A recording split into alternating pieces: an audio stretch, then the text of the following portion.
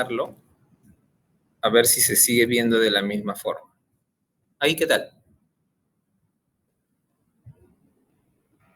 No parece que esté maximizado, o sea, solamente está como, se está No se ve la presentando. pantalla completa. Uh-huh. Ya. ¿Ahí pueden verlo? Estoy que paso diapositivas. ¿Pueden verlo o no? Sí, ¿no? Ahí Se sí, puede ver. doctor.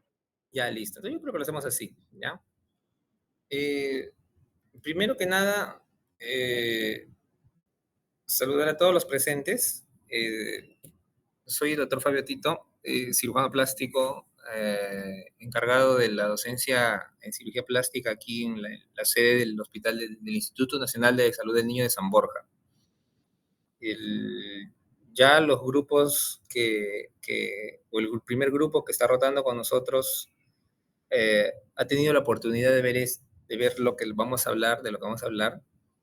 El tema de hoy es de trasplante de tejidos. Trasplante como tal se le denomina pues a la transferencia de un tejido, ¿no? A la transferencia de un tejido, y vamos a ver en cuanto a la definición, ¿no? ¿Qué segmento es el que se transfiere de un lugar a otro? Entonces, hablando de piel específicamente, que es el tema de fondo en cirugía plástica, ¿no? Piel, porque cuando uno habla de un trasplante de órganos, está hablando de un trasplante de corazón, un trasplante de hígado, pero uno puede también transferir un tejido, ¿no? No un órgano completo. Y si bien la piel ya es considerada como un órgano, la normativa de la legislación aún todavía no la define como tal, la seguimos considerando un tejido para términos teóricos.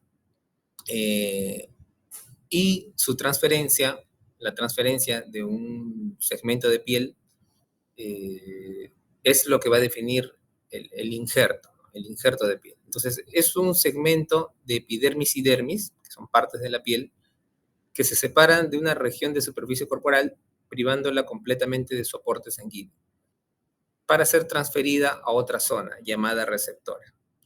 Entonces, es importante definir bien esto porque el segmento es desprendido, es separado completamente del pedículo. Cualquier segmento corporal requiere una nutrición, requiere una entrada de sangre.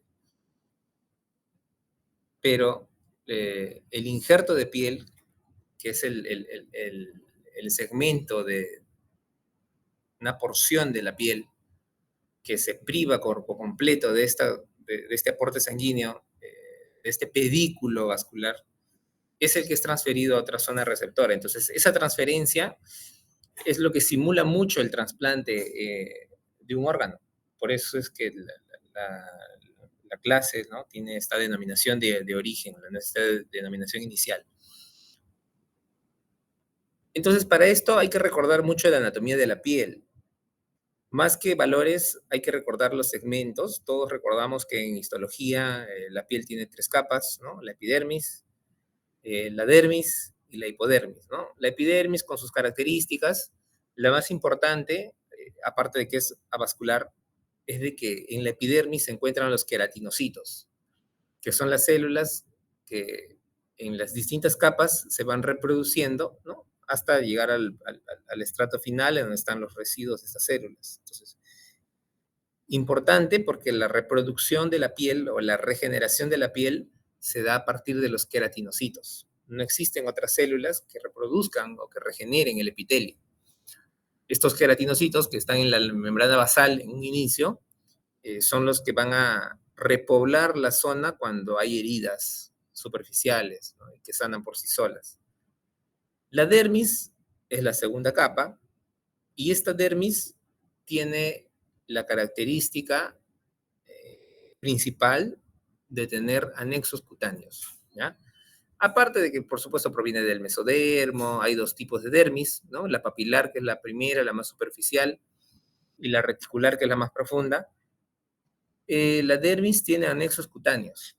Entonces, si ustedes ven y recuerdan el corte histológico, estos anexos cutáneos presentan invaginaciones ¿no? En donde están los bulbos del folículo piloso, de las glándulas sebáceas. Entonces, estas invaginaciones son invaginaciones de la epidermis también.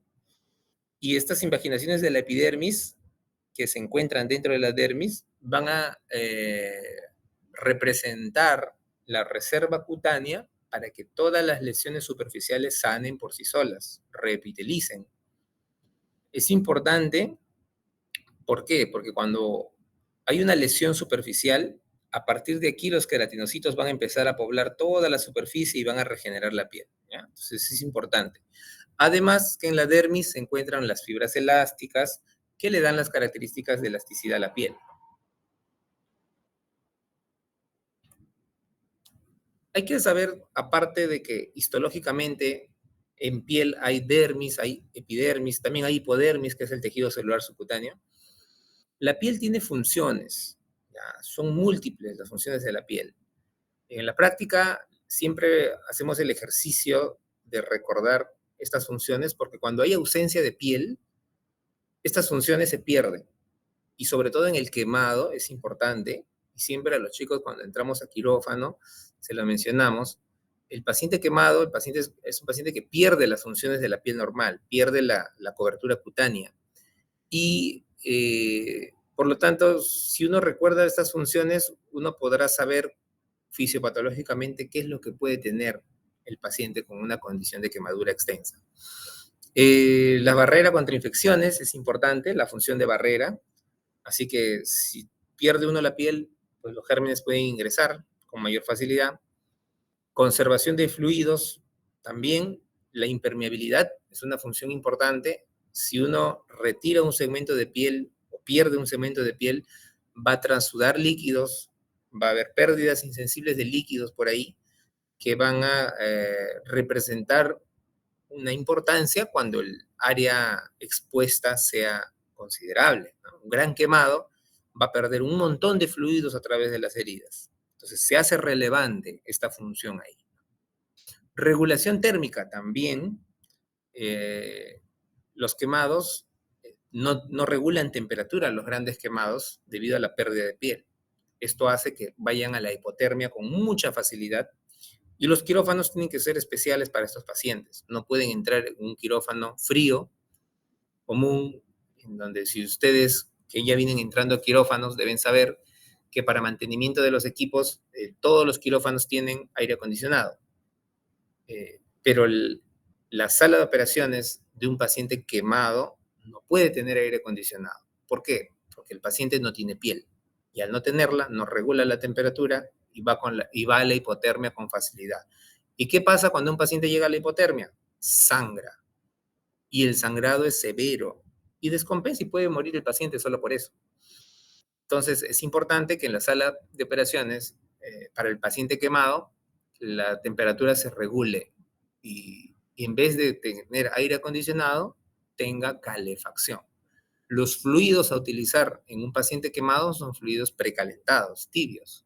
¿Por qué? Porque este paciente tiene mucha tendencia a la hipotermia, ¿ya? Entonces es importante recordar eso porque si no, lo tratas como un paciente común y la verdad que te juegas mucho riesgo en la hipotermia. Entonces hay que clasificar el tipo de transferencia o el tipo de trasplante que se realiza de este segmento de piel, ¿no? Entonces, las denominaciones son para poder definir y para poder conversar en términos técnicos sobre lo que se realiza, ¿no? Los trasplantes se dicen que son autólogos cuando uno mismo es su propio donante de tejido, ¿no? Puede ser, por ejemplo, uno mismo puede donarse piel sacando piel de una zona, por ejemplo, del cuero cabelludo, a, hacia la herida que uno mismo tiene. Entonces, uno mismo puede ser su propio donante, el mismo individuo. ¿Cuál es la ventaja? De que si uno mismo se dona, pues no hay rechazo, ¿no? Porque recordamos, cuando hay trasplante de órganos, el paciente debe ser inmunosuprimido.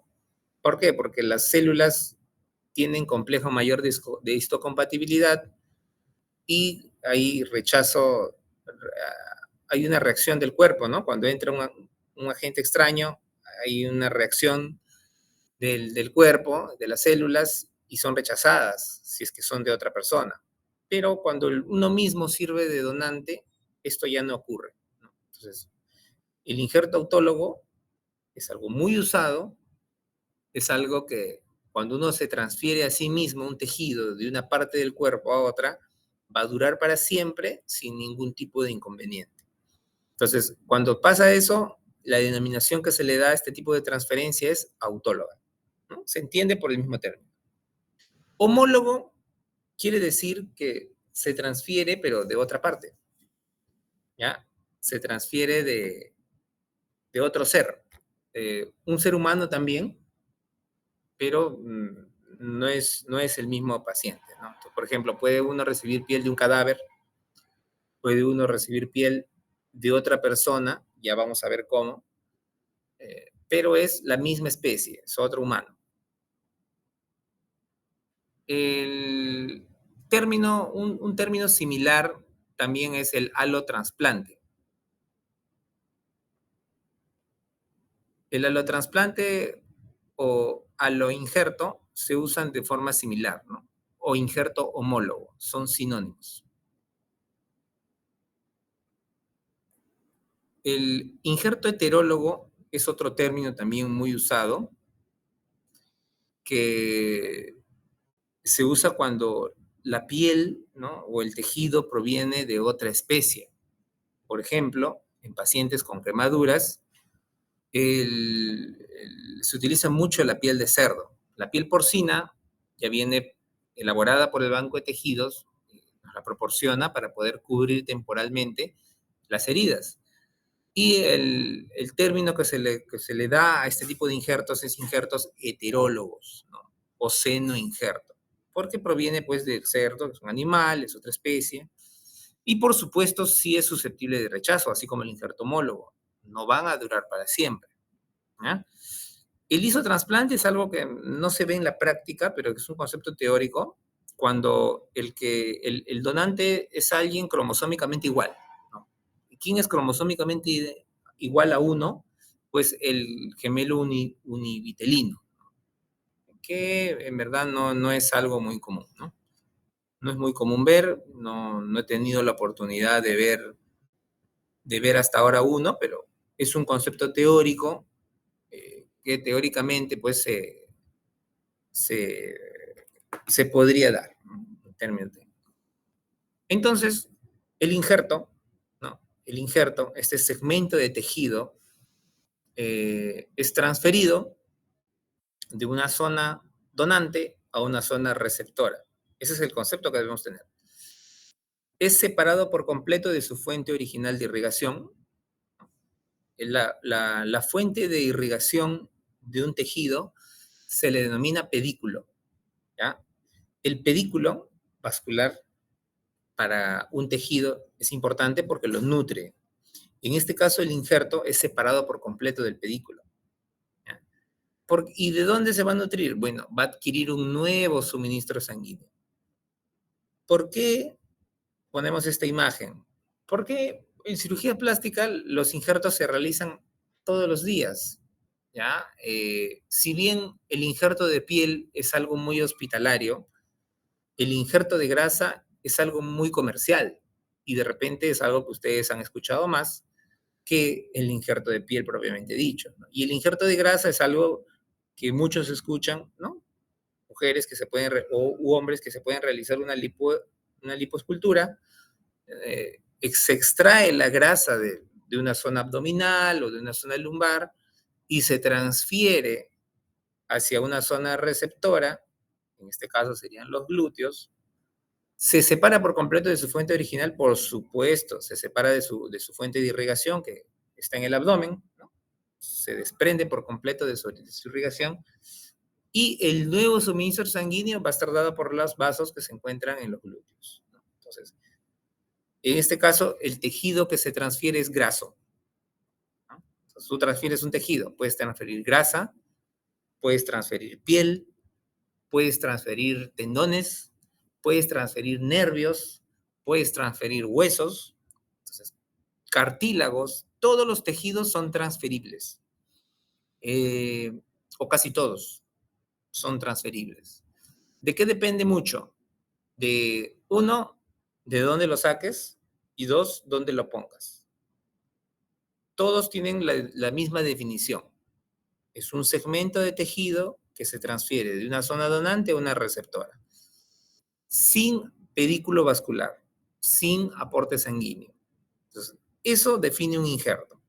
Y cuando lleven la clase de colgajos, van a ver que la definición es muy diferente, pero utiliza los mismos términos.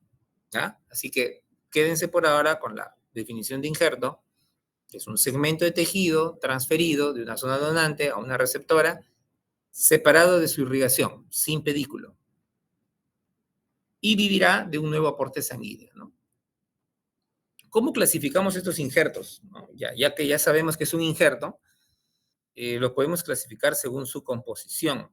Por ejemplo, el injerto puede ser de piel solamente, puede ser de grasa, de cartílago, de hueso, puede ser compuesto, puede tener dos tipos de tejidos, y dependiendo de lo que tenga, pues uno lo puede denominar, ¿no? Injerto de piel.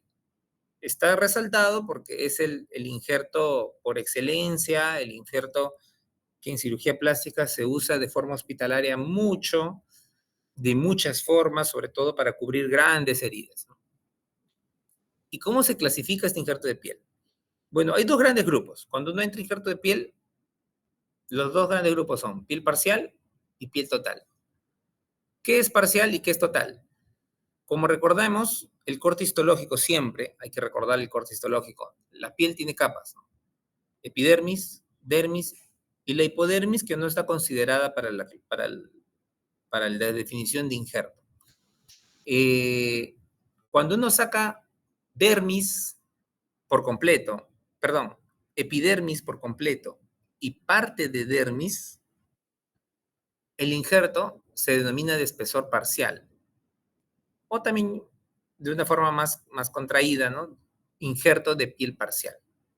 Entonces, ahí, ¿qué cosa quiere decir? Que se le está sacando toda la epidermis y parte de dermis, parcialmente la dermis.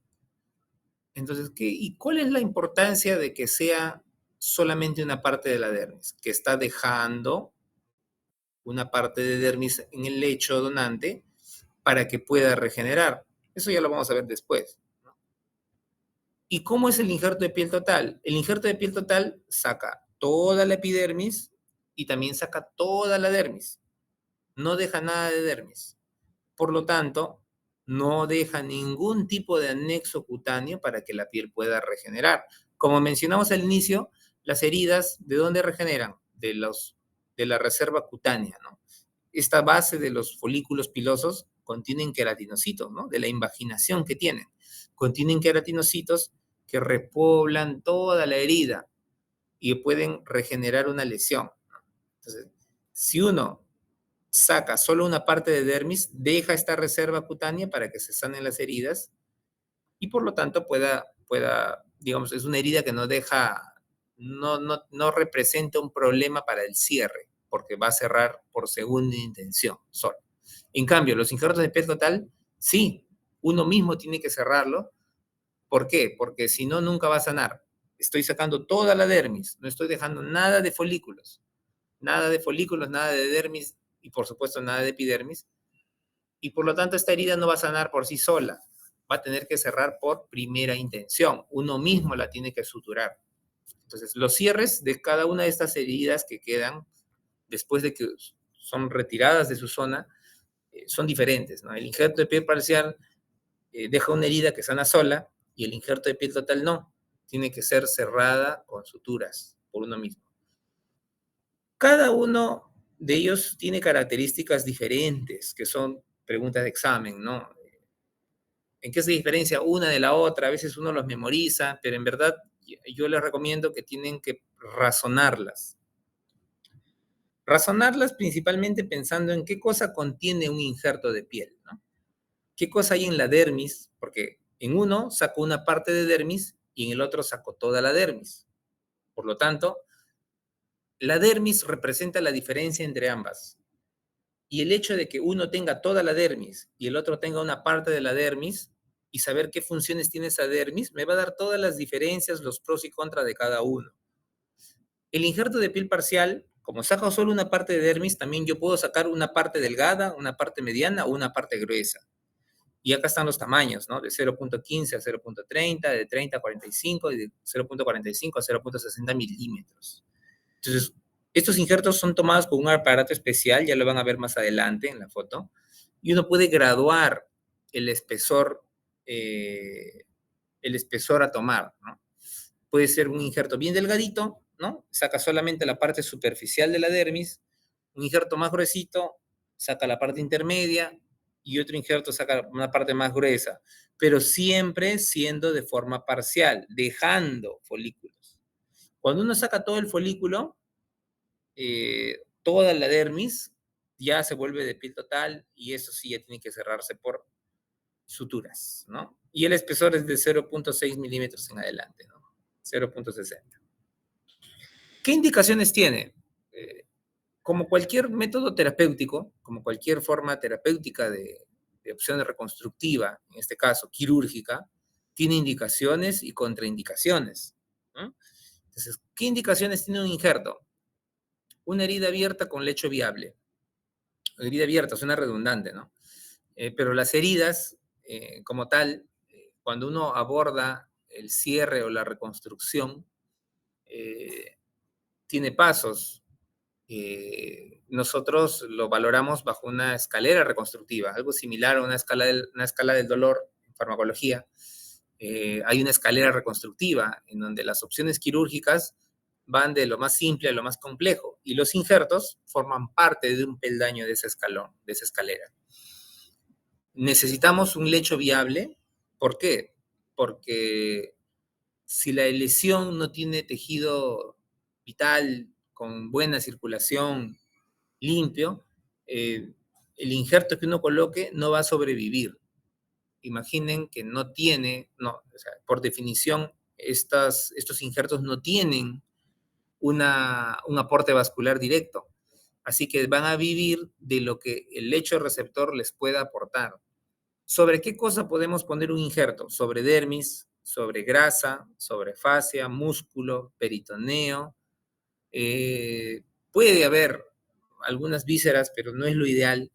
Eh, Dermis, grasa, fascia, músculo y peritoneo podrían ser injertables, ¿ya?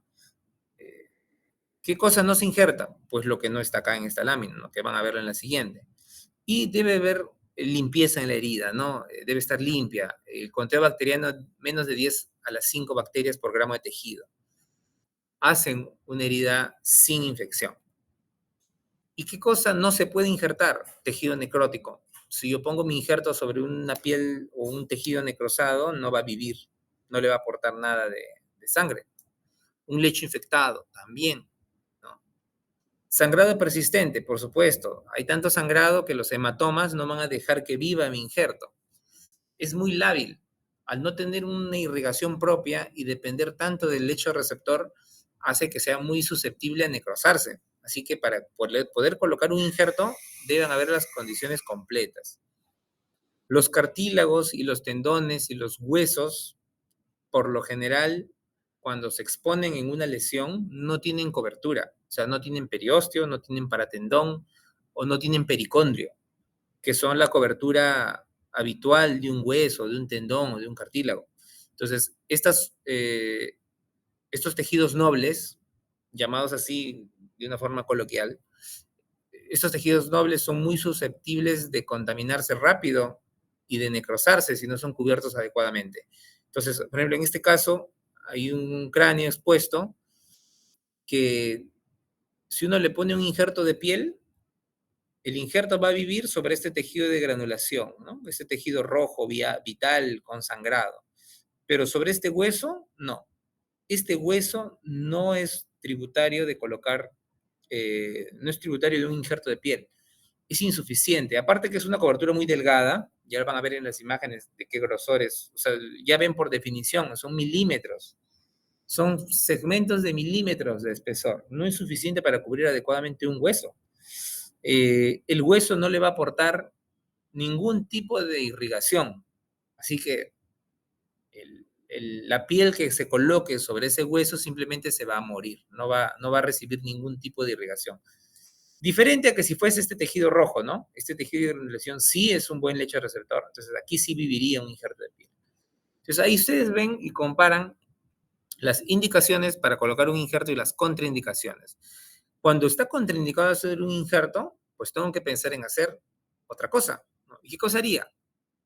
Ahí viene el siguiente peldaño de la escalera reconstructiva, que es el colgajo, que ya lo van a ver en otra clase. Entonces, las contraindicaciones de un injerto son las indicaciones para un colgajo.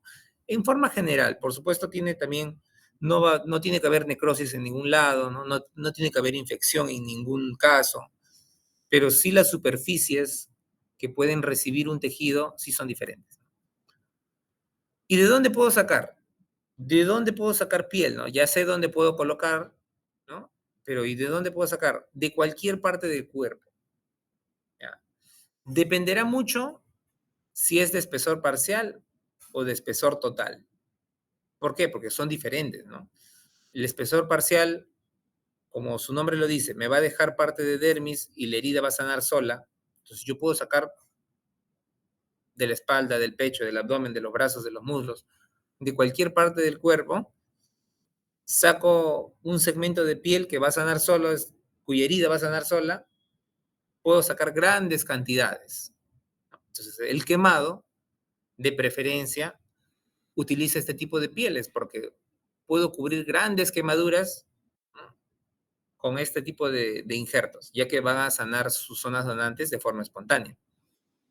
En cambio, el espesor total, si como su nombre lo dice, va a sacar toda la dermis, eh, la lesión donante no va a sanar por sí sola, voy a tener yo que suturarla. Entonces, si me pongo a pensar de qué partes del cuerpo yo puedo sacar piel de tal forma que la herida yo pueda suturarla y cerrar por completo, porque yo no le voy a crear una herida nueva a problema, ¿no? Todas las zonas donantes no tienen que causarme problemas a futuro. Así que pensando en zonas que me permitan sacar un segmento de piel tributario de un cierre primario sin dejar ningún problema, pues me pongo a pensar en zonas de pliegues, ¿no? En pliegues, por ejemplo, una zona donante que no me genera problemas es el párpado superior. Muchas veces ahí sobra la piel, puedo sacar, pero del párpado superior salen tiras pequeñitas. Entonces, sí, los injertos de espesor total son pequeños, no van a ser muy grandes. La región preauricular, retroauricular también, ¿no? Detrás de la oreja podemos sacar una elipse de piel, cerramos directamente un cierre primario, no deja ningún problema, pero el segmento de piel que se obtiene es muy pequeño. La región supraclavicular también, yo hago un pinch test, pellizco la piel un poco, sí, puedo sacar una pequeña elipse, cierro directamente la herida y obtengo un segmento de piel. Las zonas que pueden dar la más grande cantidad de piel total son la inguinal, ¿no? Si ustedes ven su región inguinal, hacen un pequeño pinzamiento de la piel, pueden ver que se puede obtener una elipse de piel, un losange de piel. La herida resultante puede cerrarse de forma directa sin dejar mayor inconveniente, ¿no? Pero la cantidad de piel no es tan grande como para cubrir un muslo entero, una espalda completa. Entonces, tiene la limitación de que los segmentos son pequeños. La región, el hipogastrio, ¿no?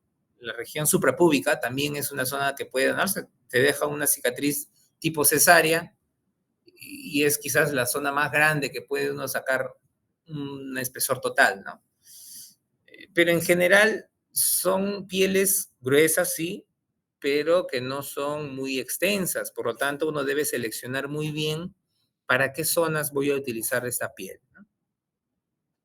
¿Cómo se saca un injerto? Hay aparatos especiales. En la actualidad, lo que se utiliza es el dermátomo. El dermátomo, hay muchos tipos. eh, Hay eléctricos, hay neumáticos. Lo que usamos nosotros en el hospital son los neumáticos que funcionan con un balón de gas a presión. pero se puede sacar con una hoja de afeitar, se puede sacar con un bisturí, se puede sacar de mil formas, de forma artesanal, ¿no? Se puede sacar con una hoja de afeitar. Pero habiendo dermátomos en las unidades quemados, se utiliza, ¿no? Y rápidamente el grupo de práctica ya lo ha visto, se extraen grandes cantidades de piel con estos aparatos, ¿no? Y lo que ustedes ven ahí pintado de azul son todas las zonas que uno tranquilamente podría sacar piel, ¿no? Este es un ejemplo de una toma de piel parcial. La toma de piel parcial, una de las zonas ideales para poder tomarlas es el cuero cabelludo. ¿Por qué? Porque como cualquier herida que queda, deja una cicatriz que en una zona no pilosa es visible, como una mancha, como una quemadura, ¿no? Pero en la zona del cuero cabelludo, cuando el cabello crece, la oculta. Y ustedes ven ahí una lesión, así se ve una zona donante cuando uno saca un segmento de piel con un aparato, con un dermátomo, y cómo queda cuando ya sana, ¿no? Acá también ven otra. Por supuesto que aquí ven poco cabello, porque recién está creciendo. Pero conforme el cabello crezca, esto se va a notar menos. ¿Ven? Y prácticamente cuando ya crece por completo el cabello, se hace imperceptible el color de la lesión secular, de la lesión cicatricial, ¿no? Entonces es una zona ideal para no dejar huellas. En un quemado, eh, una de las primeras opciones es el cuero cabelludo, en un quemado pediátrico sobre todo, porque la cabeza para un niño representa una superficie corporal importante. Si ustedes ven cómo la superficie corporal evoluciona en el tiempo, para un niño la cabeza representa el 20% del cuerpo cuando tiene menos de un año. Y esta proporción para todo el cuerpo va cambiando a medida que va creciendo la persona. Cuando ya es uno adulto, la cabeza representa solo el 9%. Entonces, ven la variación gigantesca que tiene la cabeza en proporción a todo el cuerpo, lo que representa la superficie cutánea, ¿no? De 20% a 9% es un montón.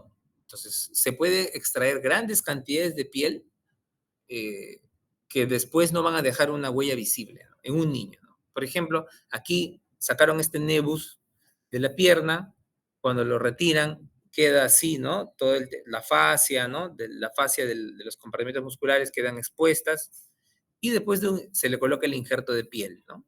Que queda así, ¿no? Y miren, el paciente creció su cabello y no se nota, no se nota. Eso es un injerto, lo anterior es un injerto de piel parcial. Lo que viene a continuación es el injerto de piel total. Este se saca diferente. El injerto de piel total, como se saca la dermis en su totalidad, se extrae solo con un bisturí. Se saca una elipse de piel y esa herida es suturada directa, se le hace un cierre directo. Como ustedes pueden ver en la imagen, al uno extraer toda la dermis, lo que queda es grasa. Y a partir de la grasa no va a regenerar la lesión. Entonces, este elipse después tiene que cerrarse con suturas. ¿Cómo se vasculariza el injerto? Entonces, una vez que uno saca este segmento de piel, uno lo desprende por completo de su irrigación. Esto sale todo, ¿ah? Esto todavía falta acá despegarlo por completo. Ese segmento de piel, ¿de qué vive? Bueno, va a vivir de la zona receptora, a donde va a ir. Entonces, hay fases. Las fases demoran algunos días y la primera fase es la circulación o imbibición plasmática. Cuando uno coloca el injerto, es un injerto, por ejemplo, que recién están descubriendo al cuarto día, en donde uno ve que la coloración del injerto es adecuada, es vital, es un color, un tinte medio para rosado, rojizo, eh, que nos dice que el injerto está viviendo. Si ustedes ven estas pequeñas partes de afuera, de la periferia, que se colocó sobre la piel sana, están resecas, ¿no? Esta parte reseca, decolorada, es un pequeño pedacito que no ha vivido porque se ha colocado sobre una parte que no necesitaba ser colocada, ¿no? Pero la parte que sí cubre la herida está vital. Y esto nos demuestra que el injerto solamente puede vivir de lo que le aporte el lecho receptor. El lecho receptor debe tener sangrado, vascularidad. En cambio, si lo pones sobre la piel sana no le va a aportar nada. ¿Por qué? Porque la piel tiene una función de barrera, por ahí no va a pasar absolutamente nada. Entonces, si uno lo coloca sobre la piel sana, simplemente se va a desecar y se va a desprender. La primera fase es la circulación plasmática. ¿De qué vive? De plasma. El plasma le aporta nutrientes. Cuando uno lo coloca sobre una herida, el plasma le va a dar los primeros nutrientes a este injerto. Esto pasa en las primeras 48 horas. Las primeras 24, 48 horas el injerto solo vive de plasma, no hay vasos. Entonces absorbe lo poco que le pueda aportar el plasma. Por eso es importante que la herida sea limpia, que la herida tenga circulación, tenga sangrado, porque si no lo es, simplemente esos 2 primeros días el injerto no se va a nutrir y se va a perder. La siguiente fase empieza el segundo día, tercer día, y es la inosculación de vasos sanguíneos. Este segmento de piel tiene vasos que se reorientan con los vasos del lecho receptor. Se orientan uno a uno como acoplándose de forma incompleta, tratando de que la sangre del lecho receptor se proporcione hacia el lecho, hacia el injerto y pueda suministrarle un poco de sangre, a través de los capilares antiguos. Esto se da un par de días nada más, no es suficiente, porque los vasos son simplemente vasos antiguos, tanto del injerto como del lecho receptor, que se están reorientando, como que dando un beso. Por eso es que el término de beso u ósculo, ¿no? Es del cual deriva la inosculación de vasos sanguíneos. Entonces, esto dura solo 2 días. Si el injerto por algún motivo se mueve, se pierde el contacto y se pierde la nutrición temporal que tiene este injerto. Por eso el injerto también no debe de movilizarse. Entonces, este injerto, una vez que uno lo coloca, uno debe de cubrirlo, sellarlo, de tal forma que no se mueva. ¿Por qué? Porque la nutrición es muy lábil. Primero vive solo de plasma y después vive de unos vasos reorientados que no representan una nutrición fuerte, una nutrición permanente ni definitiva. Y la última fase, que sí es la más importante, que se da recién a partir del cuarto día, es la neoformación de capilares. ¿Esto qué es? Es la formación de vasos, pero nuevos, en el injerto. Entonces, estos vasos nuevos sí van a nutrir de una forma permanente al injerto, pero se forman recién a partir del cuarto día. Por lo tanto, antes de ese cuarto día, todo es inestable y el injerto debe ser cuidado al máximo. Entonces, cuando uno coloca un injerto, uno indica que no se descubre el injerto hasta el cuarto día. ¿Por qué? Porque respetamos esas fases. Si uno descubre el injerto al día siguiente, se lo levanta, lo puede movilizar y hace que se pierda la nutrición precaria. Ya cuando pasan 4 días, ya se han formado nuevos vasos y el aporte sanguíneo es más considerable y perenne, ¿no? Permanente. Así que esas son las fases. El injerto se nutre bien recién a partir del cuarto día. Este es el dermátomo, ¿no? Esta es la foto del dermátomo. Hay cuchillas antiguas también, ¿no? Hay cuchillas antiguas que sirven para hacerlo. Actualmente se usa el dermátomo mecánico. Y, por ejemplo, esta es una foto de cómo se toma del cuero cabelludo, ¿no? Se infiltra un poco de solución de cloruro con epinefrina para evitar sangrado. Y el aparato, ven, mire, la tela de piel es delgadita, ¿no? El espesor se gradúa, se calibra en el aparato y uno saca un espesor parcial, ¿no? Esa es la toma de un injerto de espesor parcial. Ven, grandes cantidades de piel se pueden extraer del cuero cabelludo solamente para cubrir grandes heridas, ¿no? Ustedes ven, si ustedes son descriptivos, en cirugía plástica hay que ser muy observadores, hay que ser muy descriptivos, y la descripción, uno ve, ¿no? Esto es una lámina grande, ¿no? Entonces, este injerto, así tal cual, si uno lo saca y uno lo coloca en una zona receptora, se denomina laminar. El injerto laminar cubre lo que uno saca. Yo saco un segmento de 20 por 10, cubro otro segmento de 20 por 10. Si ustedes son observadores, notarán que la piel se repliega, la piel se invagina sobre sí mismo. ¿Por qué? Porque aquí hay dermis y la dermis tiene fibras elásticas, contráctiles. Y estas fibras elásticas, fibras contráctiles, hacen de que la piel se invagine sobre sí misma. Y si uno saca un pedazo de 20 por 10, esta contracción que se produce en un primer momento por las fibras que tiene la dermis de esa piel, hace que se contraiga y sea más pequeña. Mientras más gruesa sea la piel, va a tener más fibras contráctiles y la contracción va a ser mayor. Entonces, el razonamiento ahí empieza. Doctor, si yo saco un injerto grueso, va a tener más contracción que un injerto delgado, por supuesto. Entonces, ¿qué injertos son gruesos? Los de piel total. ¿Y qué injertos son más delgados? Los de piel parcial. ¿Quién tiene más contracción primaria? ¿Por qué primaria? Porque se da en el primer momento de la toma. El injerto con más contracción primaria es el injerto de piel total, que es más grueso. Vamos a ver que hay otro tipo de contracción más adelante. Ya lo vamos a mencionar en su momento, pero por el momento razonen eso. Hay una foto acá, mira, de una quemadura. Mira cómo ponen estos injertos laminares, ¿no? Sacan una lámina tal cual, la pegan en la zona receptora. Esta es la zona donante, esta es la zona receptora. Estas son costras, ¿ya? Todas esas costras después se caen y sanan por sí solas. Es una forma tradicional, ¿no? Que antes se colocaban, ¿no? Les colocaban acetil rojo a las heridas y las secaban, ¿no? Actualmente, y también antes se hacía, a la zona se le puede poner otro tipo de apósitos, ¿no? Ahora hay más variedad, se le puede poner, acá nosotros lo que usamos son pieles, le colocamos piel de cerdo. Como va a sanar, le colocamos una piel de cerdo y lo cubre de igual forma. Pero lo que quiero que vean es que sacan una tira y la colocan tal cual, ¿no? Sacan otra tira y la colocan tal cual, son injertos laminares. Por ejemplo, mira cómo sana esta zona donante, ¿no? Acá repiteliza por completo y cuando crece el cabello ya no se va a ver. Mira cómo sana en el muslo. En el muslo esto va a ser visible.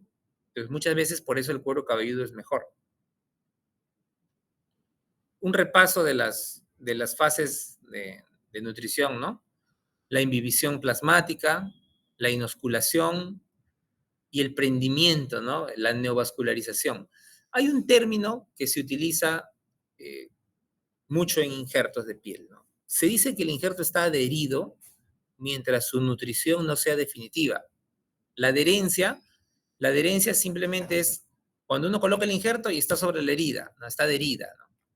Está adherida mientras hay imbibición sérica, mientras hay inosculación de vasos, pero cuando ya hay neoformación vascular y la nutrición es completa y definitiva, se dice que el injerto está prendido y el prendimiento de un injerto se valora recién a partir del cuarto día, ¿ya? Cuando el flujo sanguíneo ya está consolidado. Entonces, ese injerto ha prendido para siempre, ¿ya? Entonces, tú dices, tengo un injerto adherido cuando todavía no sabes si va a vivir o no va a vivir. Tengo un injerto prendido cuando ya tiene neovascularización y sabes que va a quedar ahí para siempre. Es importante que el contacto del lecho receptor con el injerto sea completamente perfecto. Tiene que acoplarse por completo. El injerto no puede estar bailando, no puede estar como una carpa, no puede moverse. Entonces, por ejemplo, ahí le han puesto un montón de puntos. Esta técnica de colocar puntos para que el injerto quede aplastado y no se mueva, ayuda mucho a que los injertos prendan bien, a que la vascularidad se dé bien, ¿no? El capitoneo del injerto, porque así se llama, ¿no? El capitonaje, tiene un nombre propio. Se le llama a este conjunto de puntos y apósitos, apósito de Brown. El apósito de Brown es una forma de sellar, de inmovilizar un injerto, por ejemplo, que se coloca detrás de la oreja en este caso, y evita que se desplace y se pierda, ¿no? La zona donante sana sola en un injerto de piel parcial. ¿Cómo se cura? Ya les comenté, puede ser pasa parafinada, apósitos hidrocoloides. Ahora hay una variedad de apósitos que pueden sustituir esto temporalmente, ¿no? Y Como va a sanar solo, con cualquier cosa va a sanar. Claro, dependerá de lo que uno tenga a la mano. Tengo la suerte de trabajar en un instituto que tiene todos los tipos de apósitos disponibles, incluso un banco de tejidos propios. Y yo, por ejemplo, pido piel y uso pieles para cubrir, no uso apósitos. Entonces puedo utilizar piel porcina que tenemos acá a disposición y cubrimos esta herida que va a sanar por sí sola. La zona receptora tiene otra evolución. La zona receptora eh, la, la, cumple las fases de cicatrización que uno ya más o menos conoce, ¿no? Demora meses en producirse, las fases de cicatrización. Y el injerto como tal eh, tiene variaciones en el tiempo. Para ello hay que entender el concepto de contracción del injerto. Y la contracción, como ya les mencioné al inicio, puede ser de dos tipos, primaria y secundaria. La primaria ya saben, la primaria es aquella contracción que se da por las fibras elásticas que tiene la dermis y que se da en un primer momento, cuando uno saca el injerto. Cuando uno toma el injerto del cuero cabelludo, de la ingle, de cualquier lado, sea parcial o sea total, va a tener una contracción en un primer momento, por eso se llama primaria. Y mientras más grueso sea, va a ser mayor. Entonces, ahí, por ejemplo, viene una comparación. ¿Quién tiene más contracción primaria? ¿El injerto de piel total o el de piel parcial? El de piel total. ¿Por qué? Porque es más grueso y tiene más fibras elásticas. Eso se ve en un primer momento. Ya cuando uno coloca el injerto sobre el lecho receptor, una vez prendido ya, una vez que ya prendió, va a variar también en su característica. Va a tender a contraerse poco. Y esta contracción se da más que nada por la cicatrización que se produce en el lecho receptor. Y esta cicatrización se denomina, y esta contracción del injerto debida al lecho receptor se denomina contracción secundaria y se da después de que ya prendió, entre el día 10 y los 6 meses que demora todo el proceso de cicatrización, se da, el injerto se deforma un poquito y se deforma porque el lecho receptor pasa por todas estas fases y deforman el espesor y deforman el injerto. Los más delgados serán más deformables y los más gruesos van a resistir más a esa deformación. Por lo tanto, ¿quiénes tienen más contracción secundaria? Los más delgados, los de espesor parcial, van a ser más deformables por el lecho receptor. Esta contracción se da porque el lecho, al pasar por las fases de remodelación, del colágeno y todo, dentro de la fase de cicatrización, van a variar la arquitectura del injerto y los van a contraer. Entonces, esta contracción que se da por el lecho se da ya mucho después. Y mientras más delgados sean, como les digo, los de espesor parcial, van a ser más deformables. Entonces, los injertos de espesor total casi no se van a deformar en el tiempo, porque son más gruesos. Doctor, ¿y si son mejores porque se deforman poco en el tiempo, por qué no se coloca todo el cuerpo? Porque no alcanza. Los injertos de espesor total hay que seleccionar muy bien dónde colocarlos. Entonces, ¿dónde se colocan? En zonas muy flexibles, por ejemplo, en articulaciones, en flexuras, ¿no? En el codo, en la rodilla, en la cara también, vamos a ver por qué después, pues son más cosméticos que uno de piel parcial. ¿Ya? Entonces, hay que diferenciar mucho esos dos tipos de contracciones. Entonces, la contracción primaria se da al inicio, la secundaria después. Es mayor la primaria en un injerto de piel total y la secundaria es mayor en uno de piel parcial. Con eso es suficiente, ¿no? Y uno ve ahí, ¿no? La deformidad que produce una piel parcial, ¿no? Con la contracción secundaria se retrae, se retrae. Entonces, esto, por ejemplo, obliga a operarlo nuevamente, de una secuela, ¿no? Después de un año viene el paciente y hay que operarlo de nuevo. Entonces, un repaso, se toma el injerto y ahora hay que ver cómo hacemos rendir a esa piel, ¿no? Uno cuando saca la piel quiere cubrir grandes cantidades de área corporal y tiene que recurrir a la expansión. Una forma clásica de expandir la piel es mayándola. Hay un aparato especial que sirve para mallar la piel, y la piel que era laminada, ¿no? Los injertos laminados pueden ser también injertos mallados. Por ejemplo, mira acá, un injerto laminar, ¿no? ¿Ven? Se colocan láminas de piel, aquí no hay ninguna fenestra, ningún orificio, se fija con grapas, con suturas, hay que inmovilizarlo, ¿no? Acá ven, otra foto de injerto laminar, ¿no? Y el injerto mallado, con orificios, ¿no? Ahorra piel en el sentido de que se tiene que sacar menos piel para cubrir una misma área, pero es menos estético, ¿no? Tiene un aspecto empedrado. Los orificios de ese mallado, si uno lo ve antes, los orificios de este mallado eh, cicatrizan en el tiempo, ¿no? Porque entre los bordes de piel se establecen puentes de queratinocitos, puentes de queratina, y se sella y se cicatriza. Entonces, estéticamente no es como el injerto laminar, ¿no? Que se ve un poco mejor. Pero sí, cuando no tenemos muchas zonas donantes, es necesario su uso, sobre todo en quemaduras extensas, ¿no? ¿Ven? Así la piel mallada, así se coloca. Si fuese laminar, tendríamos que sacar más líneas, más segmentos de piel y dejar más secuelas al final al paciente, ¿no?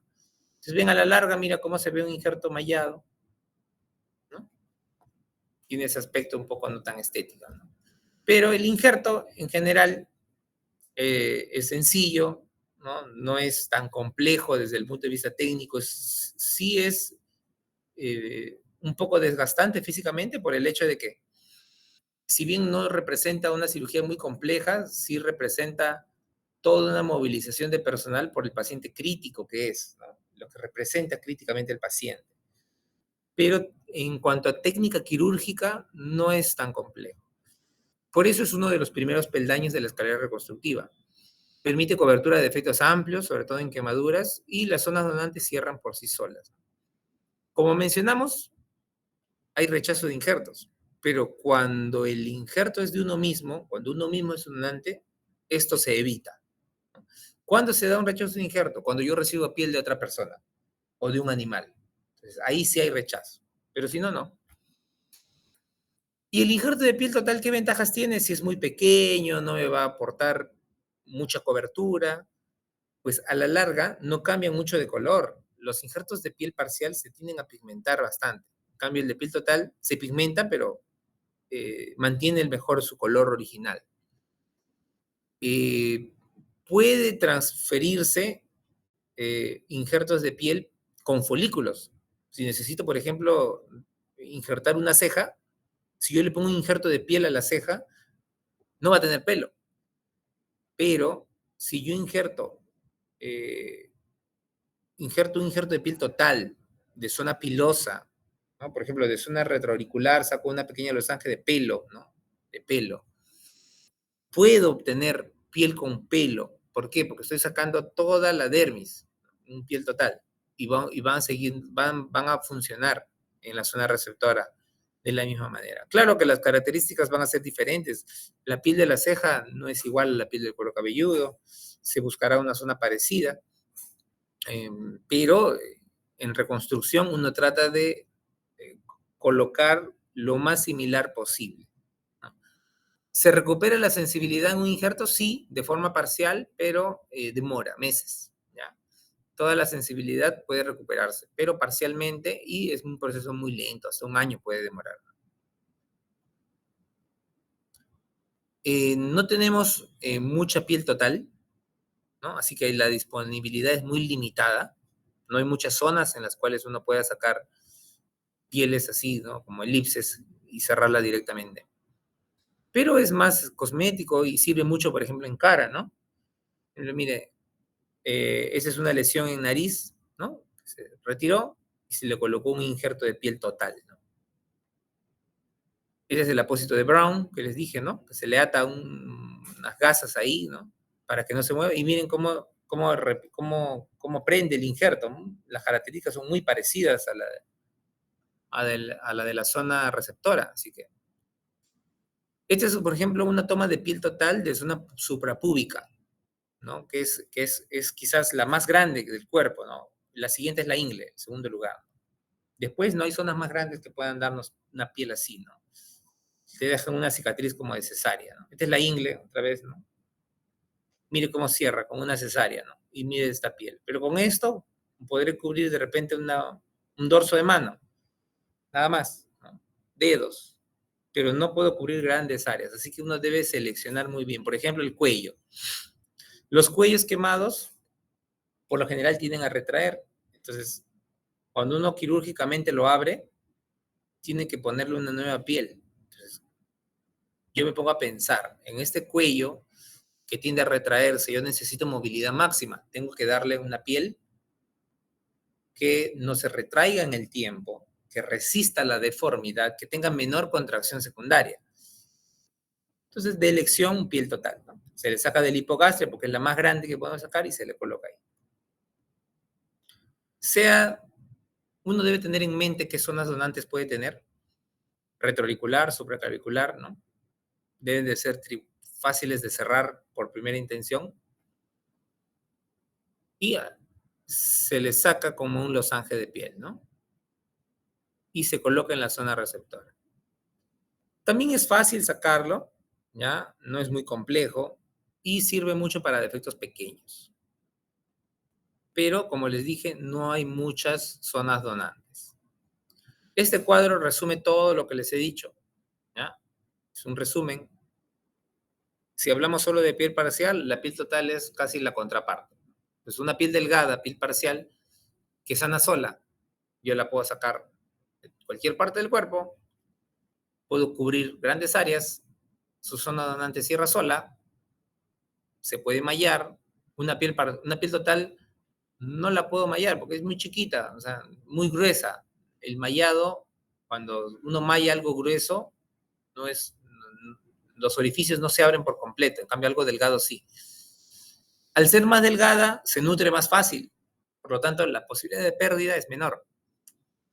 ¿Puede reutilizarse la zona donante? Por supuesto. Una vez que sana el cuero cabelludo, se puede volver a sacar de ahí piel. ¿Es más cosmética? No. Lo más cosmético es la piel total. ¿Se pigmenta? Sí, se tiende a pigmentar, ¿no? No mantiene su textura, se retrae más, la contracción secundaria es mayor en la piel parcial. Entonces, todo esto se puede razonar. ¿Ven? Una lesión en piel, queratocantoma, se retira, se le pone un injerto de piel y en el tiempo se ve así, ¿no? Al inicio no se ve muy bien, ¿no? Al inicio mire el color, parece que se está necrosando de repente, pero es así. Como es una piel más gruesa, la piel total, necesita más tiempo para vivir. Se le dificulta más la creación de vasos. ¿Por qué? Porque los vasos cuando se crean nutren y cuando es algo delgado, pues se nutre bien, pero si es algo grueso ya no. Y lo que viene ya son otros tejidos, ¿no? Se puede transferir grasa, se coloca injerto de grasa. Las zonas donantes de grasa, pues son las zonas en donde uno nota un cúmulo de grasa difícil de bajar, ¿no? Por ejemplo, el abdomen, ¿no? ¿Quién no tiene grasa en el abdomen? ¿Quién no tiene grasa en la espalda, ¿no? ¿Quién no tiene grasa en los brazos? No solamente sirve para estética o para cosmética corporal, por ejemplo, ¿no? Una cicatriz retráctil que necesita volumen también puede ser tributaria de colocarle un relleno. Como relleno también se puede utilizar la grasa, ¿no? De forma cosmética, como relleno para rejuvenecimiento facial también, ¿sí? Se puede colocar. ¿Ven?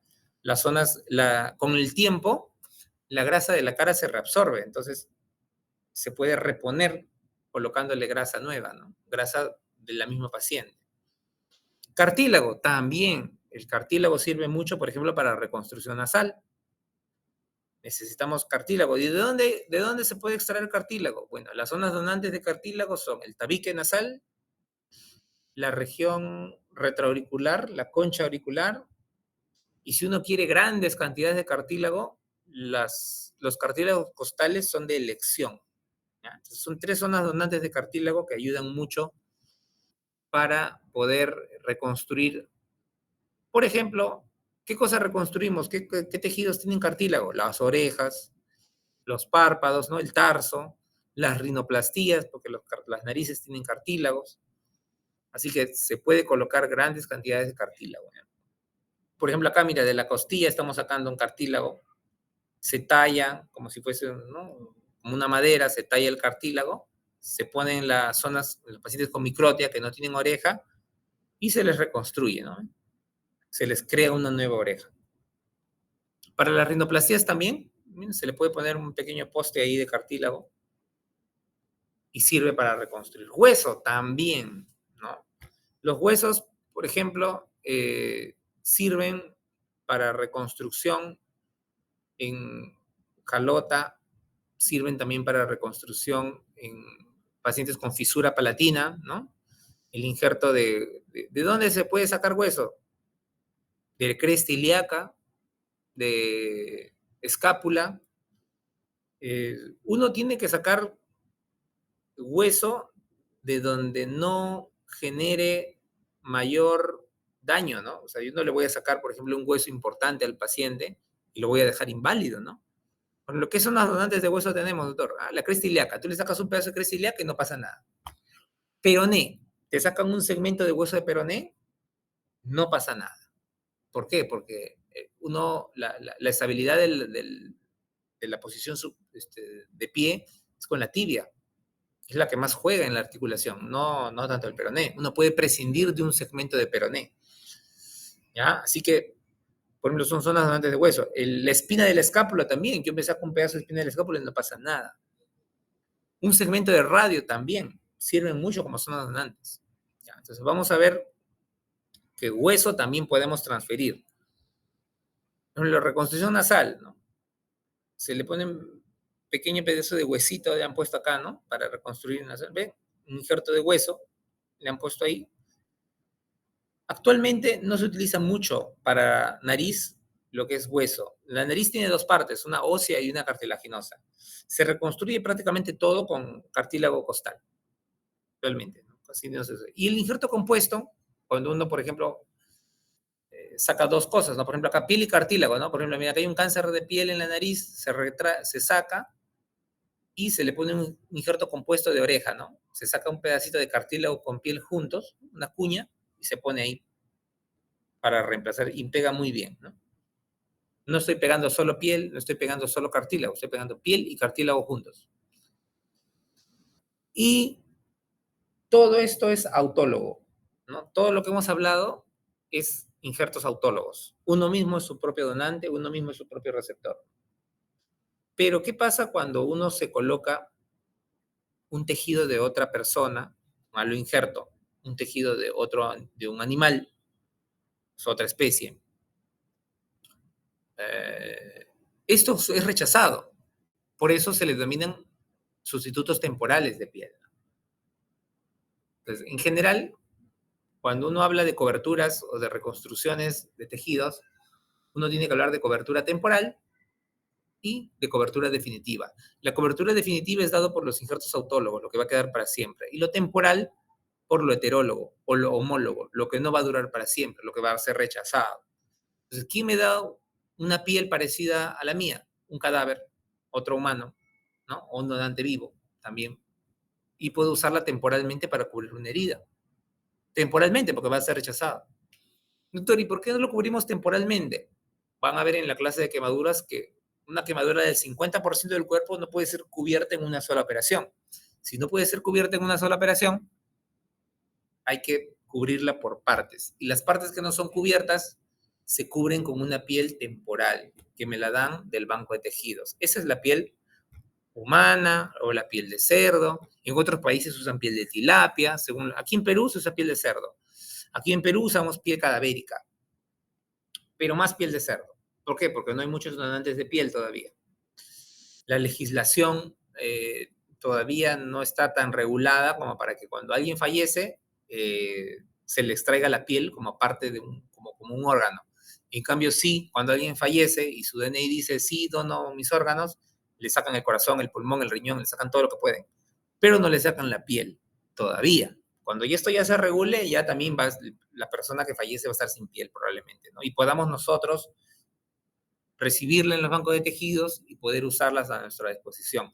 Tenemos la suerte de que en el Hospital del Niño de San Borja tenemos piel cadavérica de Estados Unidos. En Estados Unidos sí, al paciente que fallece se le saca la piel se almacena adecuadamente. Entonces, ahí más bien no hay mucha piel de cerdo, usan más piel cadavérica. Y en cambio acá se usa más piel de cerdo, por la disposición que hay, ¿no? Membranas amnióticas también, cuando uno va a la maternidad y atiende un parto, la placenta la botan, pero la membrana amniótica sirve como si fuese una piel, cubre heridas. Por supuesto que no se coloca directo. Uno la membrana amniótica la recibe, el banco de tejidos la procesa, la desinfecta, la esteriliza y nos la da para poder cubrir, sobre todo caras. Para cubrir caras es muy bueno. A ver, cuando hay un rechazo, cuando hay un rechazo, mientras más extraño sea el cuerpo, es más rechazable más rápido. Por lo tanto, una piel de cerdo me va a durar poco, porque se rechaza más rápido. En cambio, si yo me coloco una piel humana de un cadáver o de otra persona, el complejo mayor de compatibilidad es más parecido. Entonces, va a durar más. Y si va a durar más, se va a rechazar en mucho mayor cantidad de tiempos y la cobertura que me va a dar va a durar más. Eso es importante en un quemado grave.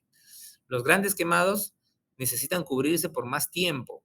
¿Por qué? Porque no podemos reconstruirlos en unos días estos pacientes. Son pacientes de alta estancia hospitalaria, están meses, se demoran meses en cubrir todas las heridas y necesitamos pieles que duren lo más posible. Entonces, la piel humana ahí es donde dura más, ¿no? Ayuda más, ¿no? Ven ahí cómo viene de Estados Unidos, viene así la piel, grandes tiras, porque al cadáver lo pelan por completo, le retiran la piel por completo, y viene mallada incluso, expandida, entonces más cobertura tenemos. Un donante vivo es esto, por ejemplo, mujeres que se hacen abdominoplastía de forma estética, toda esta piel es retirada para que de forma estética pues mejore el abdomen. Y toda esta piel retirada tiene dos caminos, o la botan, ¿no? O la pueden destinar a un banco de tejidos, como el de nosotros, para poder ser utilizadas, ¿no? En pacientes con quemaduras. Y en los heteroinjertos, bueno, históricamente se han usado muchos animales, pero el cerdo es el animal por elección. Y hay un convenio del banco de tejidos, no cualquier cerdo también se extrae, ¿no? Todo ya está ya estructurado para que sean tejidos adecuados, ¿no? La tilapia se utiliza en Brasil, ¿no? Tienen más disposición de ese animal. Y así damos cobertura temporal a cualquier herida con estos tejidos. Bueno, espero que la clase se haya entendido. Muchas gracias. No sé si hay alguna pregunta.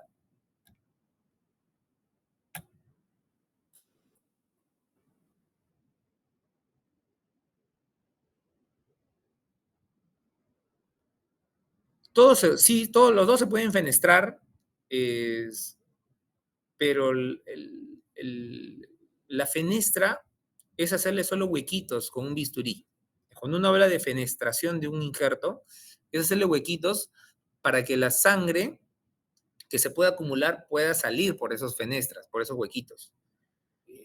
El mallado tiene una función adicional, no solamente es que se puede evacuar restos de sangre a través de esos orificios, sino expandir la cobertura que pueda tener, ¿no?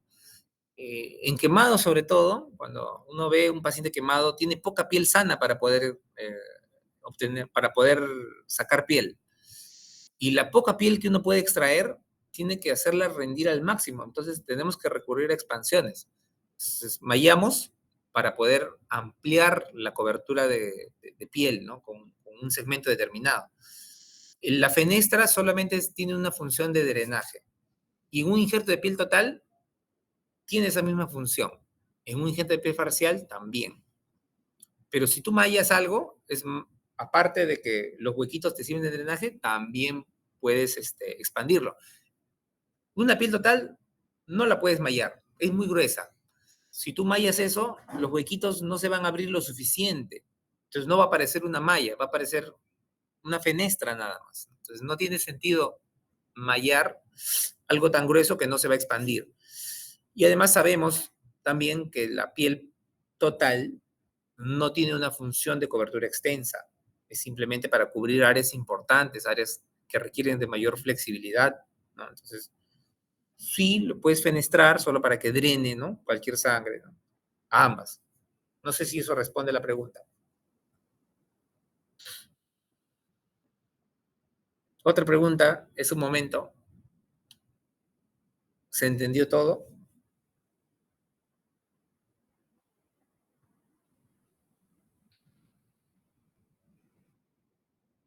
Ya. Bueno, si no hay más preguntas, muchas gracias.